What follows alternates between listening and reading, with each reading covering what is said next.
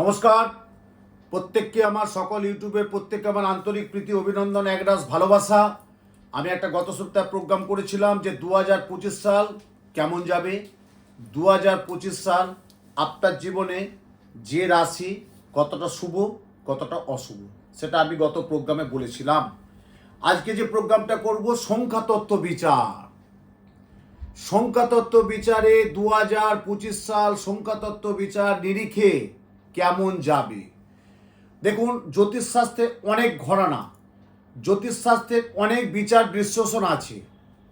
আমরা দেখেছেন বা আমরা জানি যে জ্যোতিষশাস্ত্রে কিন্তু অনেক সামুদ্রিক বিচার আছে, হস্তরেখা বিচার আছে, কম্পিউটার বিচার আছে, মুখমণ্ডল বিচার আছে এবং সংখ্যাতত্ত্ব বিচার আছে। সেই সংখ্যাতত্ত্ব বিচারটা সম্পর্কে আমি আপনাদের সামনে বিশদ একটু আলোচনা করব। যে 9টা গ্রহ 12টা রাশি 27টা নক্ষত্র, সেই 9টা গ্রহ 12টা রাশি 27টা নক্ষত্রের যে সংখ্যাতত্ত্বের একটা বিচার, যেমন আমি বলেছিলাম 2025 সাল কেমন যাবে, কোন রাশির পক্ষে শুভ এবং অশুভ, এবং এই জ্যোতিষশাস্ত্রের মাধ্যমে সঠিক প্রতিকার এবং বিশেষ পরামর্শ, যেটা আমি বলেছিলাম। এরপর যেটা বলছি সংখ্যাতত্ত্ব বিচার। এবারে সংখ্যাতত্ত্ব বিচারটা আপনি জানবেন কি করে। প্রথমেই দর্শক বন্ধু বলি, আমরা ছোটবেলায় পড়েছি 1 চন্দ্র, 2 পক্ষ, 3 নেত্র, 4 বেদ, 5 পঞ্চমান, 6 ঋতু, 7 সমুদ্র, 8 অষ্টবসু, 9 নবগ্রহ, 10 দিক। এবারে জ্যোতিষশাস্ত্রের সংখ্যাতত্ত্ব আমরা কি পাচ্ছি? 1 রবি, 2 চন্দ্র, 3 বৃহস্পতি, 4 রাহু, 5 বুধ, 6 শুক্র, 7 হচ্ছে কেতু, 8 হচ্ছে শনি, 9 হচ্ছে মঙ্গল। 10 মানে 1 + 0, 1 আছে রবি। তাহলে আমরা 2025 সাল সংখ্যাতত্ত্ব কি পাচ্ছি? 9 মঙ্গল। 2025 সাল সংখ্যাতত্ত্বে কি পাচ্ছি? 9 কি মঙ্গল। তাহলে আপনাদের বা প্রত্যেকের জীবনে মঙ্গল কতটা আপনাদের জীবনে শুভ হতে পারে, এখানে কিন্তু ভাববার আছে।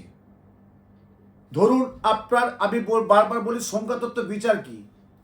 আপনি যে তারিখে জন্মগ্রহণ করেছে, যে মাসে জন্মগ্রহণ করেছে, যে সালে জন্মগ্রহণ করেছে, আমি কথাকে সুতরাং ধরছি যে আপনার ছেলে 13/12/2006, ঠিক আছে? তাহলে 13 আপনি প্লাস করুন, 13 মানে 3 আর 1 4, 12কে যোগ করুন, 2 আর 1 3, তাহলে এদিকে 4 এদিকে 3, তাহলে কত হলো? 4 3 7, 2006। তাহলে 7 আর 2 কত হলো? 9, 0 0 6, 9 6 15, তাহলে 15টাকে যোগ করুন, 1 + 5 মানে 6। তাহলে 2009 সংখ্যাতত্ত্ব যে ছেলেটি জন্মগ্রহণ করেছিল 13/12/2006, তার 2009 2025 সংখ্যাতত্ত্ব বিচার দাঁড়ালো কি? 6, 5 আর 1 6, 6 হচ্ছে শুক্র, মানে তার শারীরিক কেমন যাবে।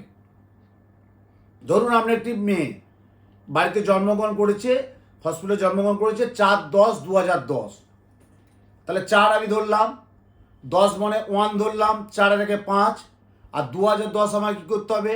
তাহলে 5 আর 2 7, আর 10 মানে 1 8, তার মানে কি হলো? 8, মানে সংখ্যার বিচারে আমি কি পেলাম? 8 হচ্ছে শনি।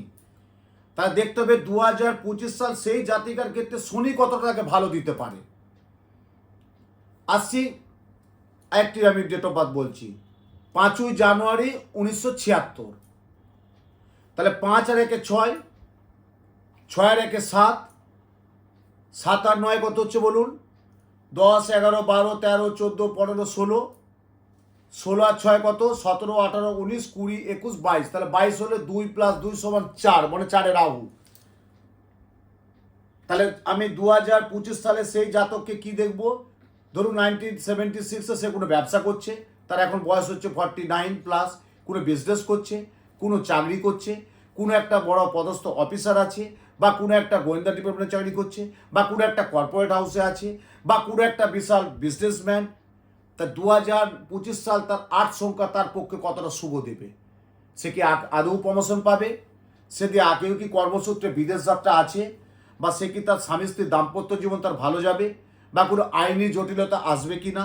বা গাড়ি ঘোড়ায় দুর্ঘটনা কিছু আছে কি না? বুঝতে পারলাম? এবার ধরুন আর একটা আমি ডেট অফ বার্থ ধরছি, আমি 3-4টে আজকে ধরলাম মেন স্ট্রিম যেগুলো আমি বলছি। এবারে আমার কাছে এলে তো আমি সংখ্যাতত্ত্ব বিচার করব। ধরুন আজকে একটি বাচ্চা জন্মগ্রহণ করলো 5ই অক্টোবর 2020। তাহলে 5ই অক্টোবর 2020 যদি ধরি আমি, কি হবে?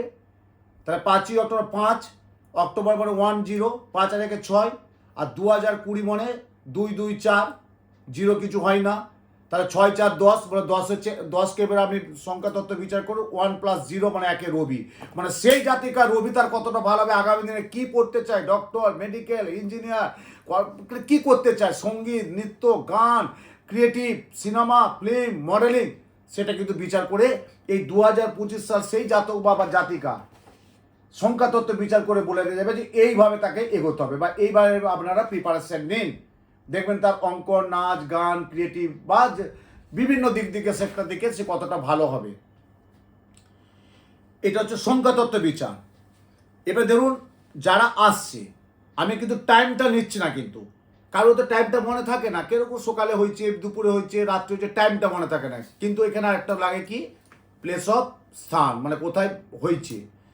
ধরুন সে একটা গ্রামে হয়েছে বা কলকাতার মধ্যে হয়েছে বা যে কোনো জায়গা, কিন্তু আমার ওটা না। আগে সংখ্যাতত্ত্ব বিচার করতে দেখতে গেলে কি দেখবো আমি? প্রথমে জন্মদিন কবে, মাস কবে, সালটা কবে, এই তিনটেকে যদি আমি করে সংখ্যাতত্ত্ব বিচার করি, তাকে কিন্তু টোটাল একদম জল ছবির মতো পরিষ্কার করে বুঝিয়ে দেওয়া যাবে যে 2025 সাল সংখ্যাতত্ত্ব বিচারে তোমার কিন্তু এই সংখ্যা আসছে।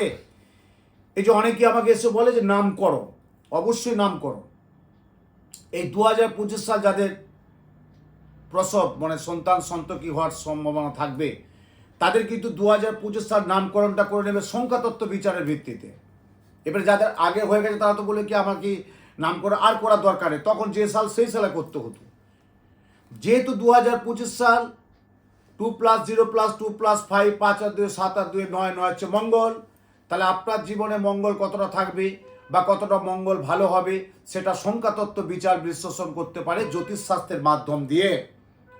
এবং এই জ্যোতিষশাস্ত্রের মাধ্যম দিয়ে যখন আপনি সংখ্যাতত্ত্ব বিচারটা করলেন, দেখবেন আমরা যখন হরস্কোপ বানাই না, কম্পিউটার দেখে দেয় মূলাঙ্ক, মূল প্লাস অঙ্ক, মূলাঙ্ক সংখ্যা দাঁড়ালো 8। কারো থাকে ভাগ্যাঙ্ক, ভাগ্য প্লাস অঙ্ক, ভাগ্যাঙ্ক সংখ্যা দাঁড়ালো 5, মানে 5 হচ্ছে বুধ, 8 হচ্ছে শনি। এবার শুভ বর্ষ দিই, শুভ দিন দিই, শুভ দিক দিই, শুভ রত্ন দিই, সৌভাগ্য রত্ন কি, দোষা কি, অন্তর্দশা কি, করণ কি, গণ কি। গণ তো 3টে গণ, রাক্ষসগণ, নরগণ, দেবগণ। এবারে প্রত্যেকটা নক্ষত্র 9টা করে নক্ষত্র আমাদের থাকে। 9টা নক্ষত্রের একটা গণ থাকে দেবগণ, 9টা নক্ষত্রের একটা গণ থাকে রাক্ষসগণ, 9টা নক্ষত্রের একটা গণ থাকে মনুষ্যগণ। তাহলে 3 নং 27টা নক্ষত্র, 3 × 9 মানে 27টা নক্ষত্র, 3টে গণ। প্রত্যেকটা নক্ষত্রের মানে 27টা নক্ষত্র, 9টা করে নক্ষত্রের একটা করে গণ হয়। এগুলো কিন্তু অনেক ভাবার আছে, করণ দেখতে হয়, জনি দেখতে হয়, গণ দেখতে হয়। আমাকে অনেক প্রশ্ন করেছে সবাই যে শাস্ত্রী যে আমরা এতটা এইভাবে তো বুঝতে পারি না, সম্ভব না, আমরা সাধারণ মানুষ বুঝি না। আমরা শরীর খারাপ হয় ডাক্তারবাবুর কাছে যাই, ডাক্তারবাবু আমাদেরকে সাময়িক টেস্ট করলো, মেডিসিন দিল, তারপর যে জটিল রোগটা সেটা ডাক্তারবাবুই বলে দেখুন আপনার এটা জটিল রোগ আপনি আক্রান্ত আছেন, সেটা ডাক্তারবাবুর কাছে না গেলে তো জানতে পারবো না। একটা আইন ঝামেলা হচ্ছে, আইনটা কোন ধারা কী ব্যাপার, এটা আইনগত তো আমার না। তাহলে আমাকে যে বড় ভালো একজন আইনজ্ঞ শরণাপন্ন হতে হবে। একটা কোনো কিছু কাজ করবেন, একটা বাড়ি করবেন, আপনি একটা বাড়ি তৈরি করতে পারেন, জমি আপনার, বাড়ি টাকা আপনার, আপনি ইনভেস্ট করবে আপনি, কিন্তু একটা রাজমিস্ত্রি বা একটা কন্ট্রাক্টর বা একটা আপনার ইঞ্জিনিয়ারের পরামর্শ নিতেই হবে, নাহলে কিন্তু আপনি করতে পারবেন না। আপনার প্রচুর মূল্য আছে কিন্তু আপনি বাড়িটা তৈরি করতে পারবেন না। একজন ভালো মিস্ত্রি, একজন ভালো কারিগর, একজন ভালো ইঞ্জিনিয়ার, একজন ভালো টোটাল কন্ট্রাক্টর দেখে আপনি কিন্তু বাড়িটা করতে পারবেন। তাই 2025 সাল প্রত্যেকে যেটা বললাম সংখ্যাতত্ত্ব বিচার, 2025 সাল সংখ্যাতত্ত্ব বিচারে কি আসছে? মঙ্গল। অর্থাৎ মঙ্গল গ্রহ কেমন হবে, কোন আছে, সেটা আমি পরের প্রোগ্রামে বারবার বলছি, আমি পরের প্রোগ্রামে অবশ্যই বলবো। এবং এই 2025 সাল কোন রাশির কেমন যাবে, কোনটা শুভ কোনটা অশুভ, অর্থাৎ আপনার জীবনে কোনটা অশুভ কোনটা শুভ সেটা টোটালি কাউন্সিলিংয়ের মাধ্যমে বেরিয়ে আসবে। সব প্রোগ্রাম তো এই 10-12 মিনিটে করা যায় না, তার জন্য আপনাদের একটু মূল্যবান সময় করে আসতে হবে। প্রত্যেকেই ভালো থাকুন, সুন্দর থাকুন, সুস্থ থাকুন, আনন্দে থাকুন, সাথে থাকুন।